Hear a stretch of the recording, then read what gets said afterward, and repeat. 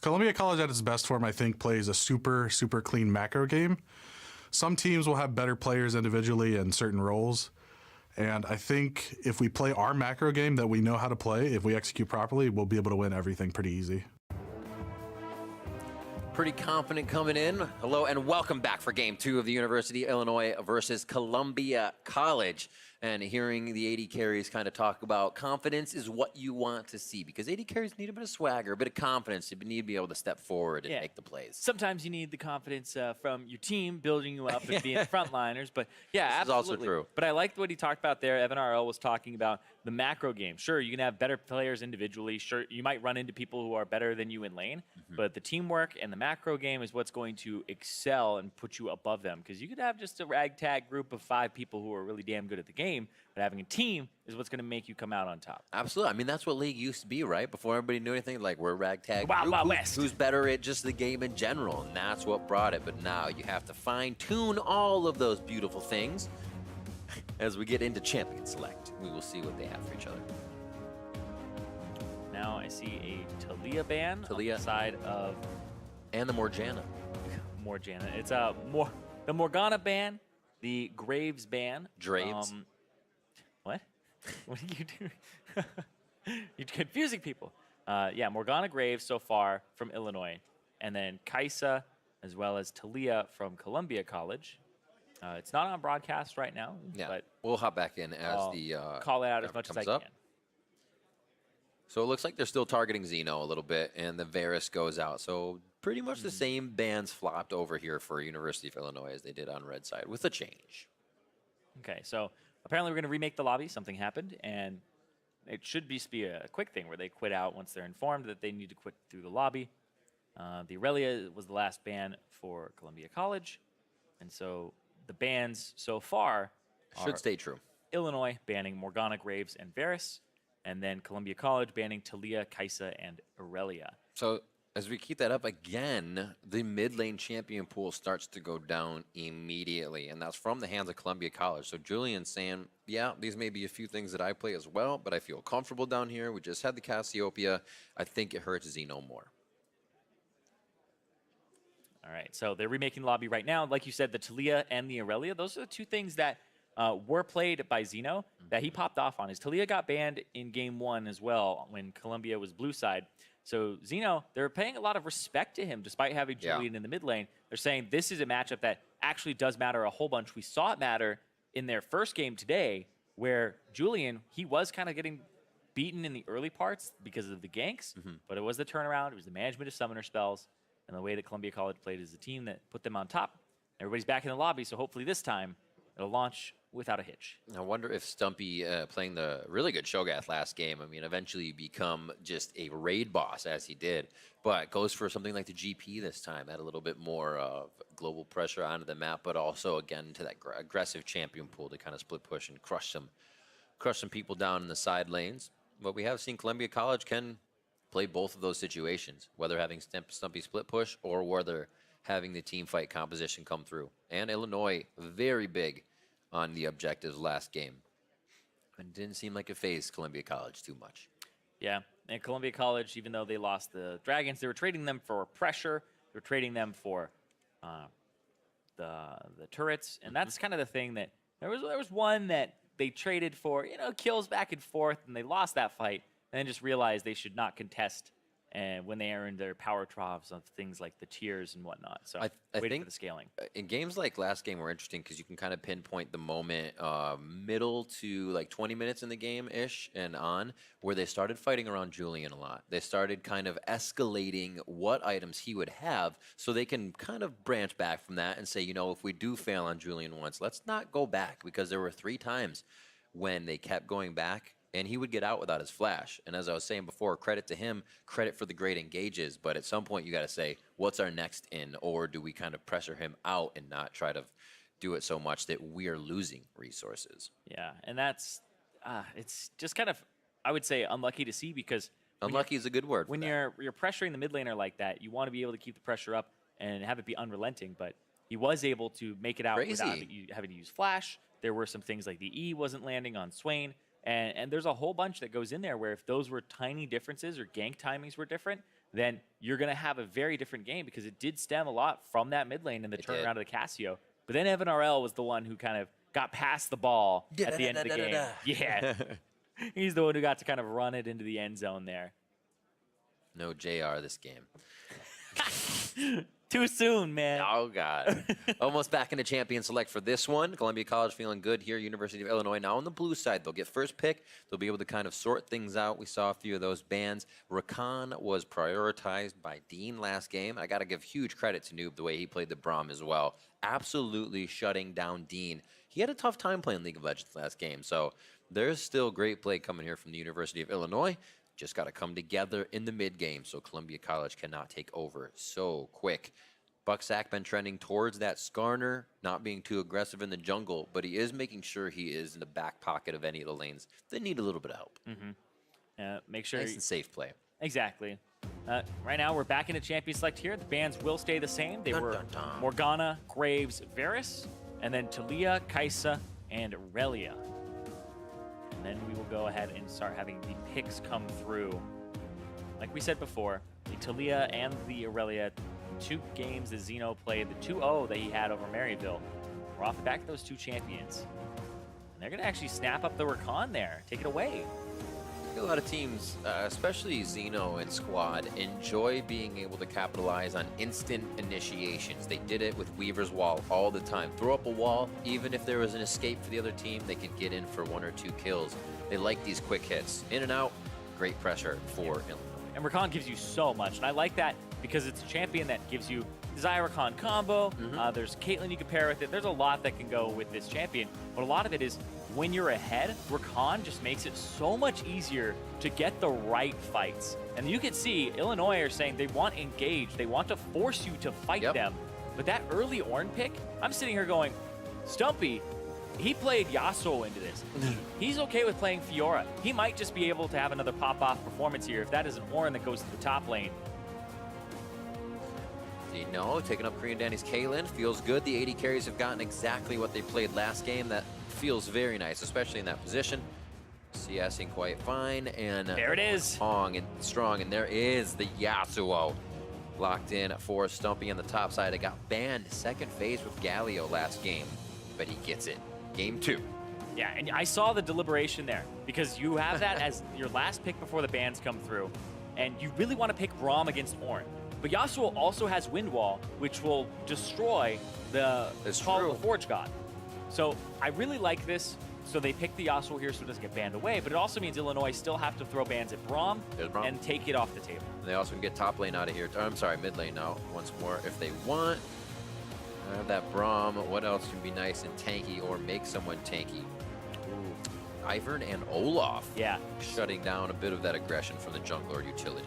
Yeah, so having the Caitlyn and the Rakan means you have Engage, you have somebody that you can protect like Korean Danny, and Project One, when I got to talk to them, they were talking to me about his What'd they say about you, Zyron?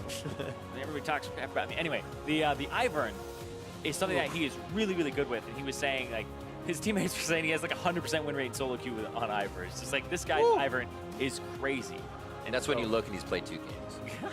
No, I'm just kidding. See, it is good though. We saw it the other day, and it was quite scary. Yeah, and when you're protecting something like a Caitlyn, it just makes it more frustrating. The shield, plus it blows up and slows, so making it so it's very hard to actually reach that Caitlyn. But now they're drafting some engaged tools of their own to reach Caitlyn with, like the Alistar for Dean, which is pretty good into the Rakan as well. It's okay, it's not awesome, but it's pretty good. It's all right. I mean, last fights he was going in and staying in. This time he can do it even better with the cow. Throw down that will. Do we have Vladimir to the sidelines? We saw some bans coming in the first days of the college championship towards Vladimir. He's going to get locked in. Also saw some of that Nunu play. And does it go into the hands of Project One? I think Nunu actually would be the pick here. Get that AP for him. Up against the Trundle, it's okay. You can go ahead and go into the jungle, but also you have 2 really good targets to buff up. He loves Skarner. He's going to swap into the Skarner there. Instead of going supportive, he's going to go for something that can at least contest and go for some pulls and put pressure. This means that I like this because if Stumpy goes in, you pull the Yasuo, and then it becomes their team Yasuo versus my team's Yasuo. becomes the 0-7 version. I saw as soon as you came up with it, it clicked in my head as well. Be a great initiation and a stop.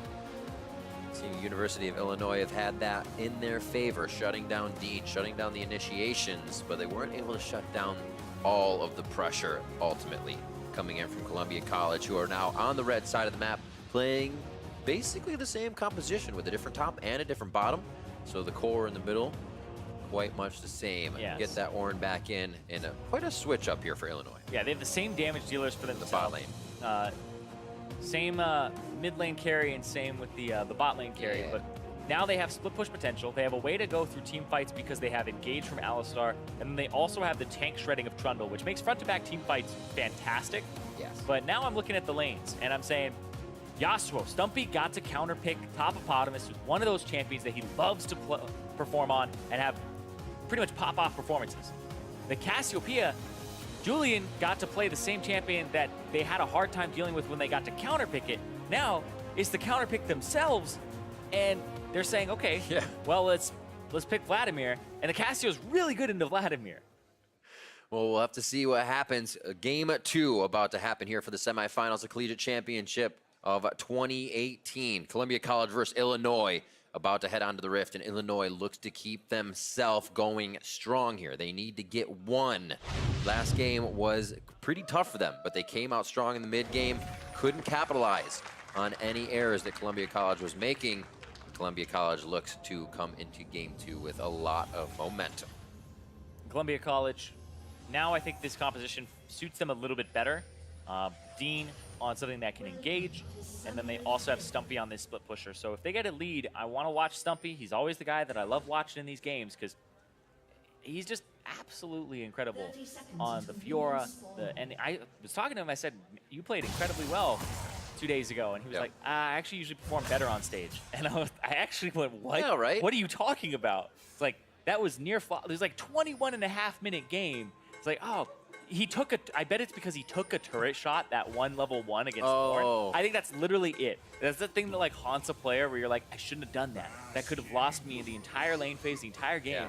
Yeah. So definitely somebody who's hard on himself, but very aggressive player, willing to try and take those risks and make those mistakes, which then mean that you're going to improve from it, that you're going to learn from it. That's why I like watching Stumpy there. Oh, Gold. gold, but Did he just share it? no, he Oh, only went on to my Trundle. word. He didn't step on it fully as Rude. Yasuo. Something I do want to bring up, though, is Summoner Spellbook got changed. So now it's the swap it out temporarily. And so Vladimir's have swapped to Predator as their primary keystone. And the reason for this is you don't run Ghost anymore, because you would have run like Ghost plus... you would have run like TP Flash and then swapped it for Ghost, because that's your biggest weakness is getting into the team fight and flanking as Vladimir. And so it allows your late game to work. So now you get to take the Ignite for the lane pressure, and then the Predator is so that you can have kind of a pseudo Ghost to enter the team fight later in the game. And it's also quite powerful because it has extra burst damage on top of it to start fights off. You get that first blast. So it's more damage than it was before, and you get to have it, I think it's on a lower cooldown as well than the Ghost, so more access to it. It's funny how like when things change, you go, oh, this was actually good all along. It was just the fact that they really wanted to have teleport too. Ooh, nice in. Good Guardian there as Noob doesn't take too much more damage, and double Predator as well for Project 1 and Xeno. So if they do want to target, Julian might have a hard time getting away from that first hit. Julian back to lane as he gets himself a ward towards the bot side. Quick pause here as the players get situated, and it seems like Julian is fiddling with his mouse. We'll get that suited up here so he can get back into game. I'm sorry. Yes, Julian. Yes, It was like the map is switched, but the side is switched. So I was like, oh no, did I say the wrong one? Yeah, the Nope, map switches, blue jerseys. but we don't force the players Yeah, to yeah. sit on the opposite side of the stage. So it's like every time just musical chairs between games, best of 5. You don't know who reset up everything. then you'd like sit in somebody else's warmth at that. It's uncomfortable. I didn't know we were going there. I was just saying. No, it was just thought about like musical chairs and that. And one time you sit down. Ooh. Anyway, yeah, Columbia College, Julian. It's weird because before esports, I didn't really notice how many mouse issues there could possibly be in the world. It just blows my mind because I don't think I could have had like mouse issues ever with like multiple mice unless it's just like it's dead. But That's pretty much it. we also might have those moments and just fluff them off because you're like, well, I'm dead. I'm waiting for my friends, you know, in the next whatever to play, or I'm cooling down. And you're at home. You're not going to be like, oh, my mouse is fine. You know, the next time you touch it, you're not going to sit there and be like, oh man, I need to call QC right now, guys. We can't play. So I think like it happens more than we think. It's just not something we actually consider because it keeps working. But right now, you're like, if that happens again, that's really detrimental. So I need to make sure that nothing is wrong. So you're saying that we all have mice issues. It's just ours are really small in comparison to. Not even small. It's the way it's like, and how relative is it to you that you know you're just going to spawn to the next game, right? Boom. Mice it's not issues that are big relative. If I'm a pro player, small mouse Exactly. issue for me Exactly. is huge for them because it matters precision, etc. Sometimes you need a big cheese to fix it. Sometimes you don't need a cheese at all. Looks like we're getting almost sorted here with Julian's mouse, as the players are going to be letting each other know they are ready to get into game. Not too much happening at the beginning of this one. Good aggression, though, from Dean. Still playing as he did with his first pick, Rakan, last time, which is now in the hands of Noob. But they instantly got that level 2 as you get the relic hits in, and he was able to aggress. The health has pretty much been evened up in that bot lane, along with the CS, so not too much pressure there, as it should be a cleanup for Korean Danny here. Actually, Korean Danny has fallen behind in CS. I correct myself. He's fallen behind, but he still has a little bit of a wave to Exactly. pick up. And it's also the Alistar. Having the Relic Shield really does help you push the wave, get level 2 first, and then get zoned off with Reaper 2. Right, the Relic Shield means a lot. And there's the minion dematerializer as well for Dean. He just took out the cannon minion, which means they'll continue this pressure. Look at Skarner topside, though. Project 1, he's going for a gank onto Stumpy, who wants to be aggressive. So he's trying to shut down this Yasuo. Oh, he just used his Q as well. He's going to have to get those Tempest back up. And the flash, Look how fast that was. And he even sacrificed the cannon minion to do so. Stumpy was taking no risks on that. Dragon for Columbia College, being on the right side. Good pressure in. It's because they saw the Skarner on the top side. Top side makes it even easier. Go ahead, get the Scuttle Crab, get the Drake. That's an Infernal, too. That's going to help him out a lot. Ooh. Stumpy's missing a few of his attacks here. Definitely taking a good amount of minion damage, thinking he can trade, but he'll be fine. Knows the fight wasn't going to be anything he couldn't take. Yeah, but now he has to play with deeper wards. And you can see he even placed the most recent ward just a little bit further down in the river because the regular wards aren't going to see that. And there's the TP in Project 1, once again returning to the scene of the crime on the top side. No way. No flash. I want to see how much Topopotamus kind of just plays this one out, right? He hits him in the wall. Stumpy feels good. He does have his Q, so as long as he doesn't get stunned up too much. Oh, did he miss him? Oh, no, he got the stun in, but he's going to be good there. Stumpy should be able to get around the minions and kind of slalom himself to safety here. Beautifully done as he gets himself out. Project 1 is all playing that as best as he could. Yeah, that was really well done. And Project 1, he's still hanging around here. He has no flash. He blew his flash. Bucksack's now coming to the top. I actually think that you win this 2-on-2 as Columbia College. And he's going to walk up. Topopotamus has flash still. And this might be just the return. Does he hold the pillar? He still has flash. When does he use it? He's going to hold it, and what a kill. The false sense of security. Having your jungler there, as soon as the jungler leaves, that's when they attack. That has to feel awful. As Topopotamus, you have your flash, you have your TP, your jungler just ganked twice. You didn't get a kill on the guy who blew flash to get out. Turned around. And then it's turned around on the retreat here. The knockup, so he can't continue walking backwards, even if he knew what was coming his way. And yeah, he's just dead to rights there. And that kill goes over to Stumpy. Exactly. You can see Bucksack saying, I do not want that kill. Get it away from me. Get it onto that Yasuo. Oh, and that is why they banned it in game 1. Yeah, and you saw the slipperiness of it there. He could disengage a 2v1 and just re-engage it, play it safe, and not alert Topopotamus that Bucksack was coming. Yeah, and the way that Stumpy played it afterwards is he baited the teleport out of Topopotamus because he made it so that the minion wave was frozen and had multiple minions in it from the previous wave. And so it forced Topopotamus to TP, which means Stumpy will actually have TP before him. And that could be a difference here. We see if Stumpy in the future is able to actually do anything about that or exploit that. But that's a window that you can use as a top laner. But like right now, he has a wave that's going to push. He can't help it. There's just too many casters in this wave. And what a different game this is going to pose, most likely. We saw a lot of action, not already, but on Julian and Zeno in the mid lane. I think we'll see a bit different action this game, along with the split push coming in from Stumpy, obviously, instead of team fighting, but a much different game ahead of us here. Stumpy making sure things are safe. He wants to keep this pressure on. He gets his ward in, and he'll keep going to work.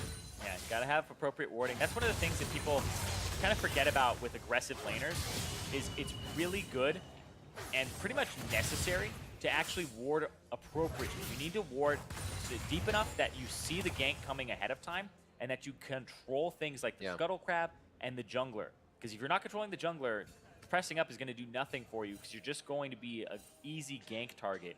And that's why they're controlling the river now. Ward in the middle of the river there for Columbia College, and also one on the top side, so they'll see the Skarner coming up. When you don't have those wards, those are kind of the times you have to play defensive as the top laner, or call your jungler to come ward for you. Yeah. It's definitely a requirement, though. Something that I remember watching Kingzone / Longzhu from 4 do alongside Khan. Make sure he always had the vision. Give him the resources, right? It's not just the jungle ganks, it's the vision as well. Giving the resources to make sure they're safe.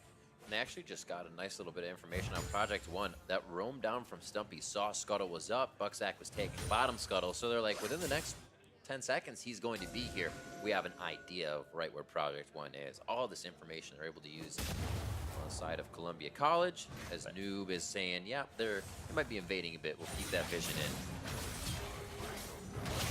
He has his flash from the last engage. Last breath comes down. Topopotamus blocked out by the wind wall. Yep, got the wind wall there. The Stumpy also got the flash out of Topopotamus, because he didn't even have his full stack Q. It was the pillar knock up into the R, into the last breath there from Stumpy. So, Quick fingers. Another good combo.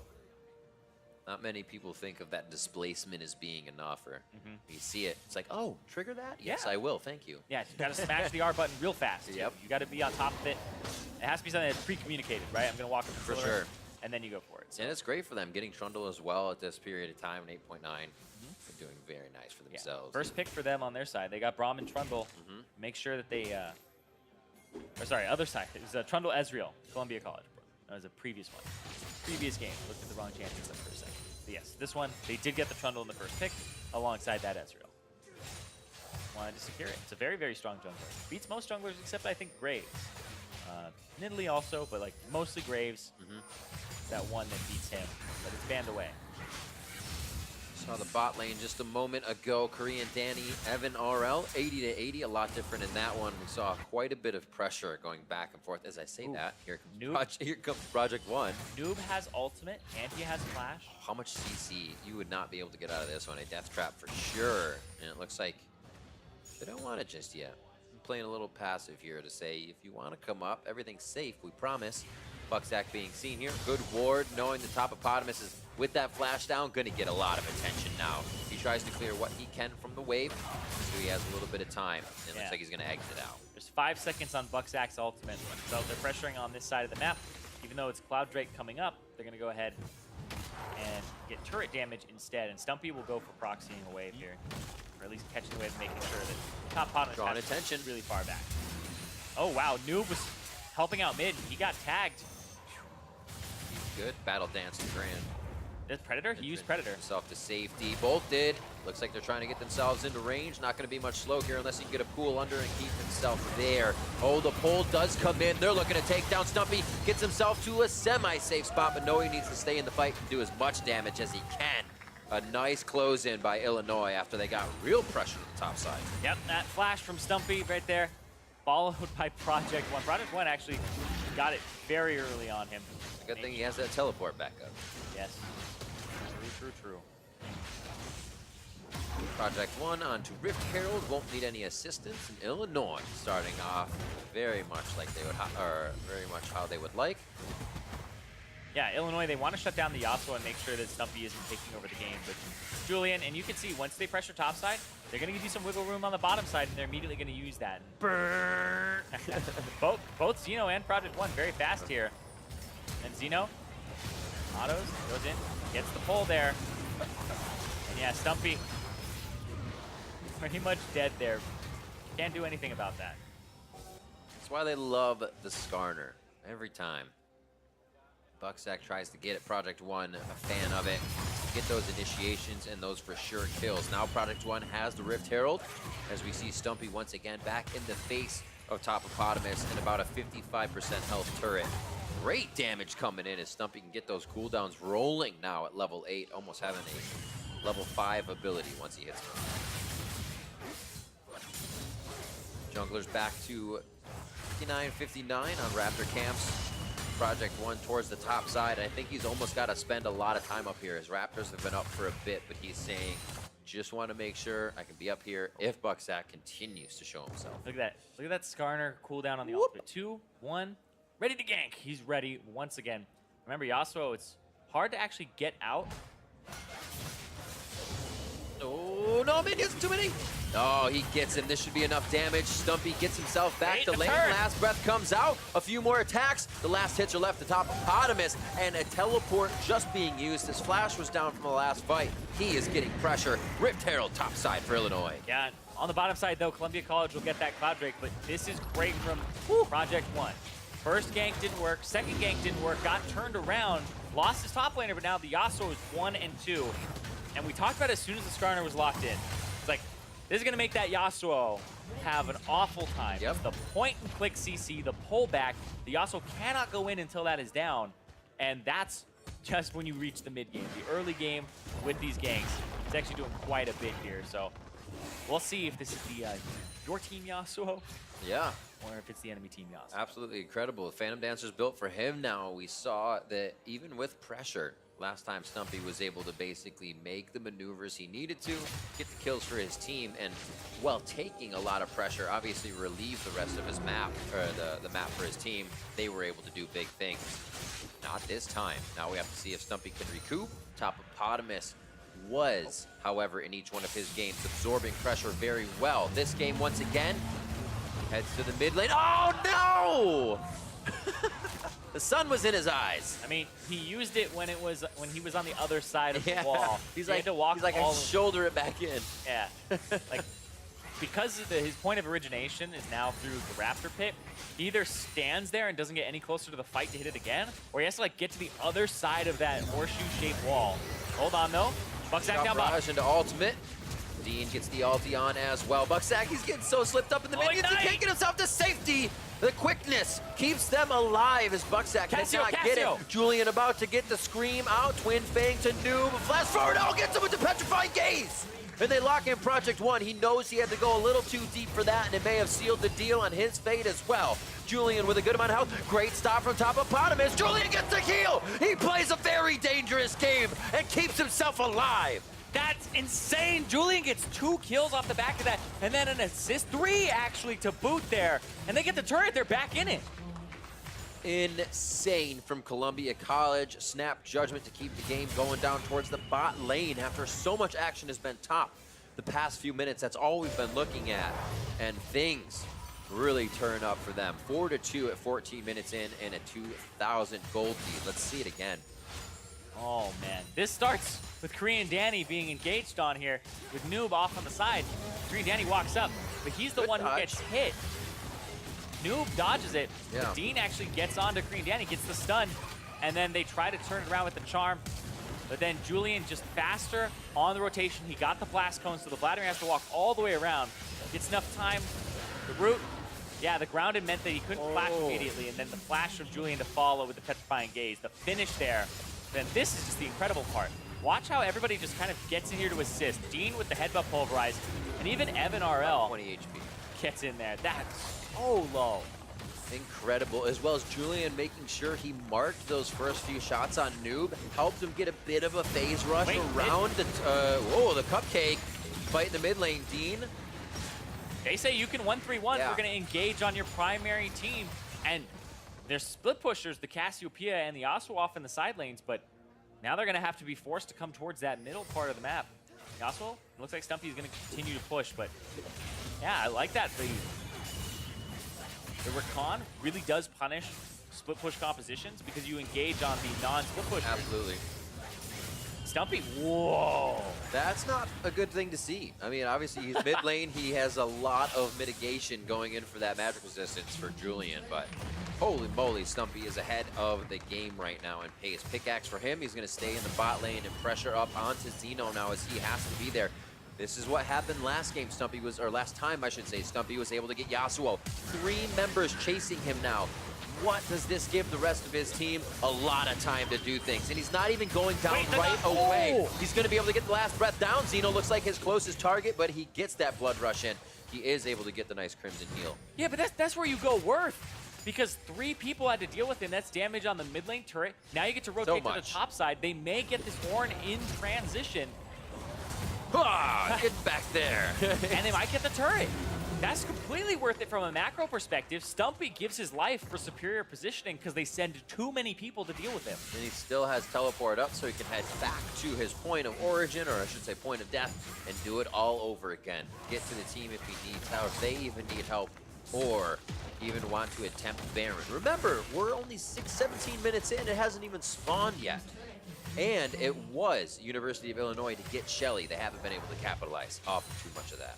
Yeah, they sent it to the top side. They got that turret down, but Columbia College just started putting Stumpy in the side lane that had that tier 1 still up. So they put him on the bottom side. Right now, a minute on the Infernal Drake, so he's going to want to shove out, go to the opposite side of the map, and then reverse the map one more time so that they can go ahead and set up for this Drake. Unless he really just wants to walk straight there after clearing 1 or 2 waves. Why not? Oh, they're going to hook up a little bit here. They see 30 seconds onto Drake. Good. Watch out. Project One definitely wanting to fight. They said, we want vision. We want everything. And Stumpy is the target that they want. I feel like that would have been a flash stinger if they had the chance. So it's awkward when you smite the Scuttle Crab when Dragon's up in 20 seconds, and your smite has... Oh, that was your smite, the second one. 60 seconds left on your own smite. So you hope they don't know that, but... If they start the Drake now, Project One has no way to steal it, but it's a fight. Whoa, last breath right onto him. The quickness will not be used. Project One now has Stumpy on him. Shots going over to Topopotamus. Columbia College has just completely closed down on this fight, and it looks like there may be no chance for Illinois to retaliate. A little too far into the turret goes Stumpy. Zeno finds himself in the flank, but I don't know how much he's going to be able to take for this one. He could be going down. Nice proto belt out, gets one last heal. Twin Fang comes in as the team tries to skirt in there and maybe get a bit of attention from Columbia College, but their attention is in the right spot. Priority now to Dragon, an Infernal, a Cloud, and another Infernal. Yeah, double Infernal is huge for them. Julian now with a QSS had pretty much the luxury of going this item, and he's in a fantastic spot. Also, Evan RL silently doing what he does best on this Ezreal, getting into those item spikes. And sure, Stumpy dies again, 1-4-1, but his deaths have actually been really good for the team. And Topopotamus. Forge God is down. Topopotamus really just a body kind of floating around here, trying to get someone to stop, and he cannot find him. They all are able to skirt around the engage, get to safety. That's just frustrating right It is there. frustrating. Topopotamus is trying to get something to happen in this game with the Ornn. His ultimates have been stopped. He got stunned on the last one, and then that TP. Can't really accomplish anything against both the Alistar and the Ezreal, who uses the flash to get out. It's got to be the snap judgment too, because that TP is not going to be matching a Yasuo who will absolutely crush once he enters that fight. And you can't be with him in the bot lane right now because he will just go through you as well. So, as you said, it's that kind of pull your hair out moment. It gets frustrating to try and sort this out for Illinois.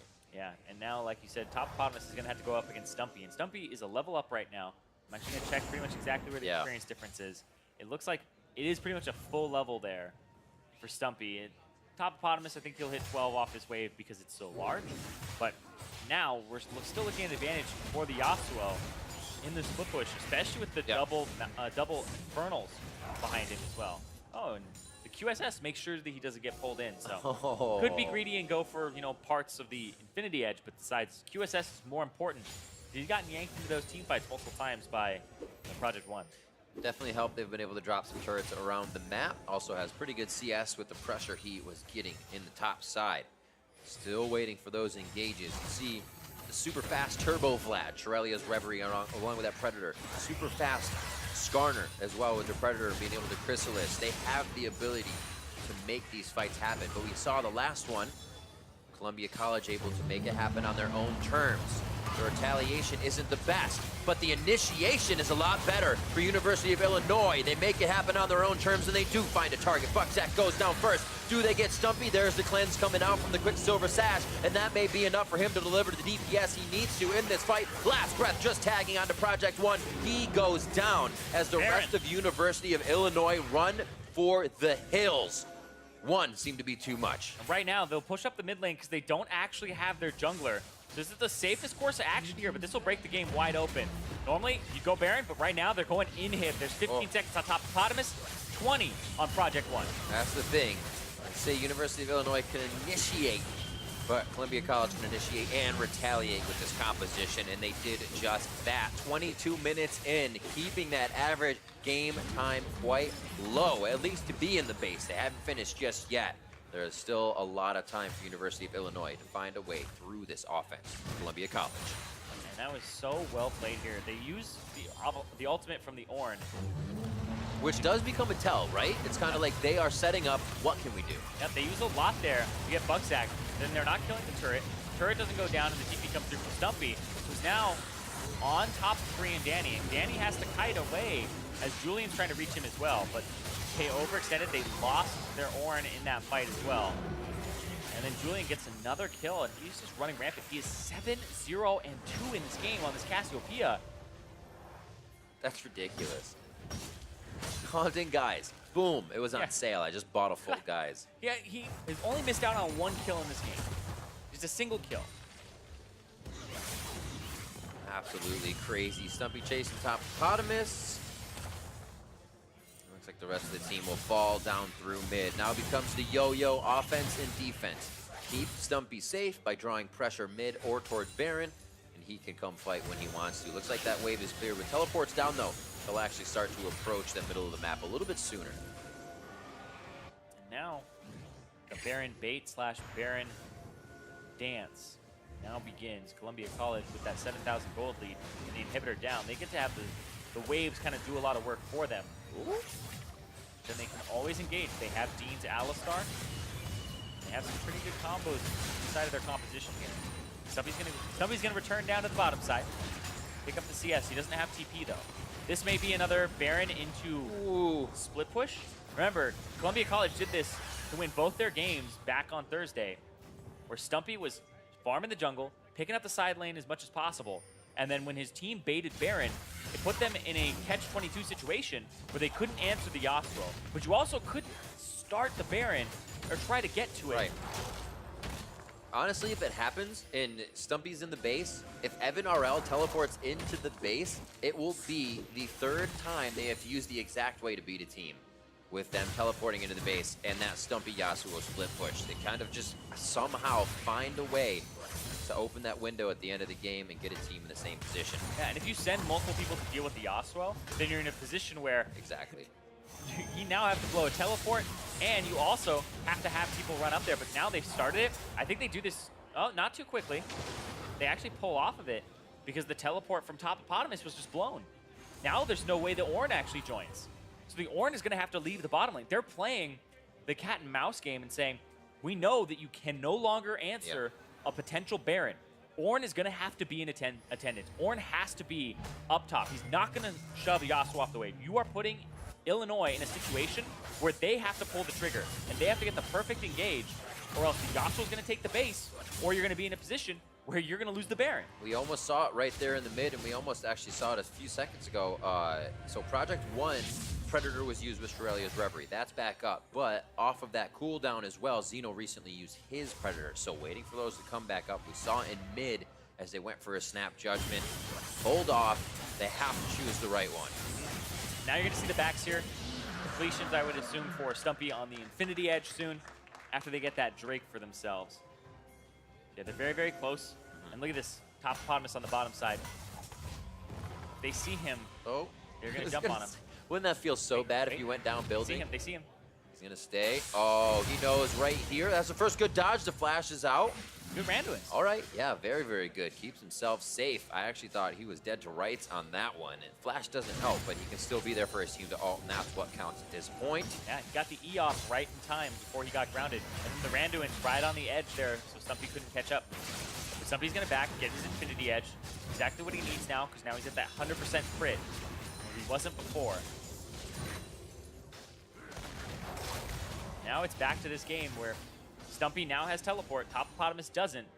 And so you hold all the cards as Columbia College, and this is where it comes down to the execution and the macro play that they've talked about multiple times as one of their fortes.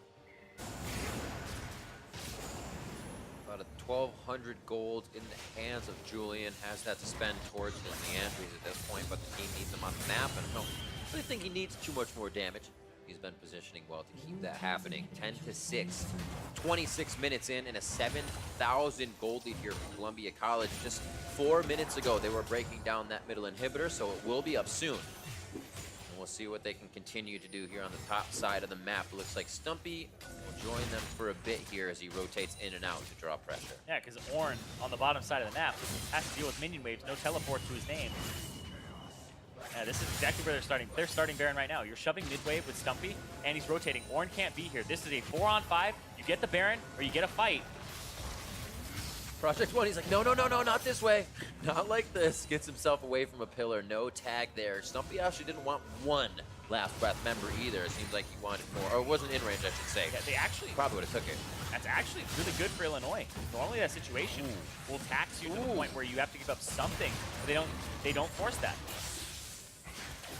Good pressure. That's a fight right there. They will absolutely go off of that. Xeno being at about 10% HP at this point. One Fang goes in. He's going to get a Crimson Rush heal back in. Julian low! Gets himself healed up with the Seraph's Embrace and the Quicksilver Sash. But does he stay alive? They're turning the damage back around. That's the double kill. A possible triple coming in. But Stumpy's going to pick up 2 more. And the third one comes through for Evan RL. That was an insane fight. A clean ace for Columbia, saying they are going to take this fight. They're going to take the Baron, and they're going to get that inhibitor on top of it. That was clean. Absolutely ridiculous, and it was all after a 1-2. Someone backed off a bit more, a bit more health off of someone. And they finally found about half of Xeno's health and said, that's what we needed. Oh my goodness, that was a fantastic fight. You're looking at the composition from Columbia College going, they know exactly what they need to do. He should not be poking like that as well. Yeah, but you talked about the Last Breath, not wanting to use it on a single person. You're right. Windwall there gets rid of the Ornn ultimate. Julian gets this turned around on him because he went for it, but watch Dean. Dean goes in, gets charmed, now he gets to help pulverize 3 people. Last Breath off that. Now you have the Yasuo ignoring armor. Goes in, gets the Q, the E off of that, and then he just gets both of them. That is a skewer if I've ever seen one. Made him a kebab. You feel it. You see that coming in, and you know he was slamming that ultimate button. Quickly escalating to 15-6 on that scoreboard. Evan Rao putting out quite a bit of damage here along with Stumpy, but if they can shut down Xeno like they did, that fight, he died first and was still able to put out that much. If he lives, could be slightly different, but Columbia College is just choosing all the right calls right now. Yeah, even the calls on the items, the QSS for Stumpy, QSS there as well for Julian, making sure that, you know, they don't get pulled in and absolutely obliterated, but now they have themselves Baron. This is where they've been strongest, is after split push situations, having that Baron and pulling the enemy team apart. And you can see 3 people top, 2 people bottom. And Dean, I gotta say, he deserves a lot of credit for that last fight, where he got that 3-man pulverize after the headbutt when he got charmed. Turn it all around and set it up. That Alistar, 100% part of the composition to set up the Yasuo. Bot lane has been involved in quite a lot, actually. Yeah. 12 for Evan RL, or I'm sorry, 11 for Evan RL, 1-0-10. And his support participating in just a little bit more even. Just watch the mini-map. It's like 3 people top, 2 people bottom. Look at the whole squad of Illinois. They just go, we need 5 people top to clear this. You're losing bottom. And then if they go bottom, they're gonna lose this. It just keeps going back and forth. Look at the mini-map. You can see Topopotamus kind of shaking his head. You know, we have to sort out something.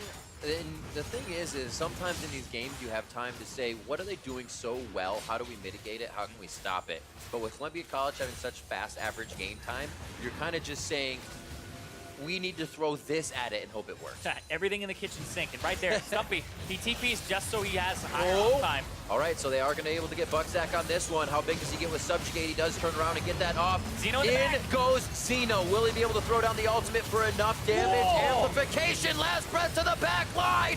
Double kill coming in. Triple for Stumpy. Looking for the Quadra. That one's going over to Julian. They'll finish off Topopotamus. Dean picks one up for himself at 2-0-15 on the cow. Having a great day, and Columbia College look to take University of Illinois to game point in this semifinal matchup. Starting off with the 2-0, one more to go. That puts them at triple match point. The only thing that will stop Columbia College from making the finals is a reverse sweep. Illinois, they came in, they took down Maryville in a 2-0 in the first day.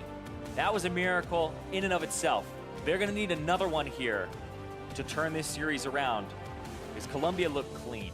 We were talking about how Illinois did that versus Maryville, and it was, we said, in the middle of the game. They were able to find a few fights, mostly towards the mid lane, able to capitalize there and get a bit of a powerhouse over Xeno to try and make something happen for themselves. I'm sorry, over, yeah, I was right, Julian, over yeah. Xeno, or Julian. But it's so strange because even if you get that, you have to deal with Stumpy's Yasuo in the split push. And you have to deal with Evan RL, who is dealing a lot of damage in these games. Evan RL, so basically, I'll put it this way. All the three people who did the most damage in the game are the three carries from Columbia College. Even Xeno and the Caitlyn from Korean Danny didn't do more damage than the Ezreal, which was the lowest of the three. So they're still out damaging pretty much pound for pound across the board here on the side of Columbia College. And they're able to get away here with, I always say get away, but the Ezreal for Evan RL, right? Yeah, you can absolutely go ban an Ezreal, but he's, like, I have other AD carries that you can play that actually are better than Ezreal right now, so it's not that big of a deal. So they're getting these great wins. With champions, you really can't focus the ban either and hope to kind of put them down a few. And it's going kind of all over the place, because even Dean on the Alistar, fantastic performance there. Had a lot of that setup that caught Korean Danny before, and then Julian's roams. It's pretty much everybody from Columbia College is playing incredibly well, but they're also playing well as a team. Well, we'll see how they do. Continuing on here, Columbia College are at match point, and to hear how they got a 2-0 lead, let's send it over to the State Farm analyst desk. Thank you very much, and let's talk about this one. A 2-0 start. Our prediction is almost correct. The Drake one, obviously not so much. 7.5 now no longer possible. I was pretty sure that was going to go wrong after game one. You know, the fact that I got something on my debut here, I'll take it. You are the first winner. You are the first winner today. Congratulations, over 7.5 Drakes. But let's talk about this one. It's another one where we think team comps still seem to go the way of Columbia College. Specifically in the mid lane, it's funny. You were already talking about it, but I want to bring up a story. As I was walking to the smoothie bar, there's a couple of LCS teams here for Asset Day or something, and they were like, wow, letting Zatsmod get Cassiopeia again, that's funny. Zatsmod being Julian's older screen name. So like even the LCS players are aware you don't give him Cassiopeia. A mistake, of course, that Illinois is making. Yeah, I mean, this guy was rank 1. If you do your readings, which we expect in a college setting, you probably want to look up this guy and notice that he plays a lot of Cassio and a lot of Orianna. They banned the Ori, but interestingly enough, they could actually take the Ori away second phase, and he can opt into the Cassio or maybe opt into a matchup that is maybe a little worse, right? When Misty Stumpy is going to play that Yasuo in the top lane. They're doing it before. They've kind of showed their hand in the quarterfinal previously. So just making sure that you actually get that appropriate mid matchup against someone as skilled as Julian with a champion that he's way too familiar with to give him that comfort. It's especially like a problem because if you were banning the Ori and then you're going to take something that has a good matchup in the Cassio and forcing him off that way, that'd be fine. But they played Vladimir, which is not good into Cassio. They do that blind into a Cassio player after banning out the other champion you might want to play. So you're really just setting yourself up for a tough time in the mid lane. And maybe that wouldn't be such a big deal if they were able to say like, well, whatever, maybe you're comfortable in this matchup, you're down losing a little bit, that's okay. If they were making plays elsewhere on the map, but they've had a really hard time executing and getting advantages against Columbia in these other lanes.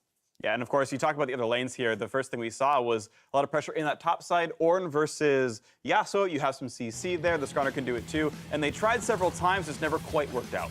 Yeah, this is what I'm talking about. Like, you have a split pushing Yasuo. You want to go up there. You want to shut him down early so that if the Vlad does not lose lane that badly, he'll be fine matching up against him. But all this pressure that they put up to the top side never really results in much. There's just not a great coordination between the jungler in the top lane here, Topopotamus. Z's already down, no way to get him after the flash stun. So while they're putting pressure on Stumpy, Stumpy's doing a great job surviving all of it. Yeah, and then this unfortunate recall timing in order to actually, after the regank, it actually gets first blood for the Yasuo, even after all this pressure. I think that's really bad too, because you have this mid lane that does need a little bit of help, like we said before, that matchup's not the greatest, and bot lane may need a little bit of help, or just the fact that the junglers in Fog of War is really important, but you committed the act of the jungler being out of Fog of War, committed to top lane for so long, and then all that gets you is first blood, but for the Yasuo, Yeah. right? Yeah. So that's not the greatest of situations. I think that put Illinois in a real deficit, especially when you think about scaling.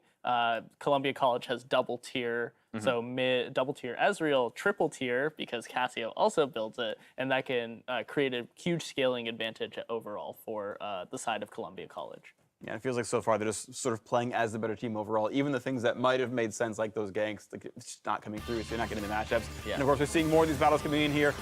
Big team fights across the 14 and 18 minute mark, and it was just advantages constantly picked up. This one, a 3-for-0, partially under the turret.